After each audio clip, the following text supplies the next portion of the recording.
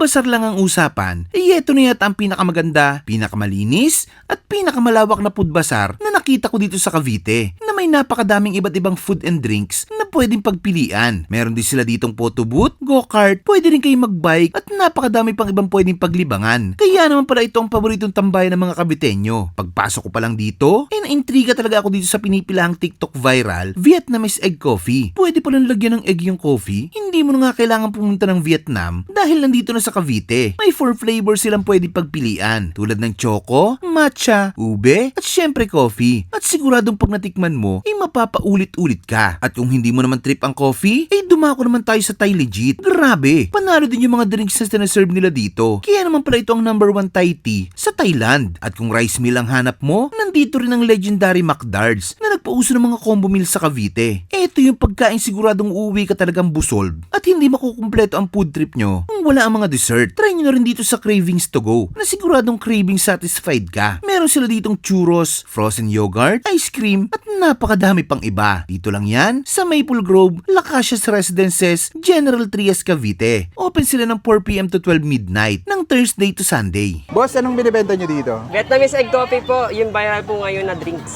Vietnamese egg coffee. Magkano Yes, po sir. yung ganyan nyo, sir? Meron po kaming egg coffee, ito po 160 pesos. Tapos, ano pa pong ibang flavor? Meron pa po kaming matcha, ito naman po is 180. Meron pa po kaming egg choco, sa mga bata po mahilig po yan sa chocolate. Ito 160 din. Yung Next sa po. mahilig naman po sa ube, meron naman po kaming ube dito. Oh. Tingnan mo, ang ganda ng kulay. Ayun Ito nga. po ay 170 pesos. 170 pesos. Ito po ay Vietnamese Robusta. Ano ibig sabihin nun, sir? Sa Vietnamese Sang Tao Nguyen. Ibig sabihin Vietnamese ka rin. Hindi po. Inadapt lang po namin yung coffee nila para hindi nyo na kailangan pumunta ng Vietnam. Matitikman nyo na dito sa Cavite. Vietnamese inspired nga po siya. Hindi nyo po akalain na magbe-blend pala yung coffee sa egg. Ayun, sa Vietnam lang may ganyan. Yes po. Hindi nyo na kailangan pumunta ng Vietnam. Saan po matatagpuan to, sir? Ito po sa Maple Grove, Lacacia Residences. Anong oras po kayo nag-open dito? Nag-open po kami ng 4 hanggang 12 midnight. Anong pangalan nitong nyo, stall nyo dito? TikTok viral, Chloe Vietnamese Egg Coffee. Viral talaga siya sa TikTok. Yes po. Bakit siya nag-viral, sir? Ang sarap po kasi ng niya, egg cream. Tapos kakaiba po yung drinks niya. Kakaiba po kasi may egg, hindi mo akalain na magbe-blend pala siya sa coffee. Sige boss, tikman ko muna. Thank you. Sige po. At ay mga kabangers, titikman na natin yung Vietnamese egg coffee nila dito. Ito yung egg coffee na nagsimula sa Vietnam at ngayon nandito na sa Cavite. Tikman natin.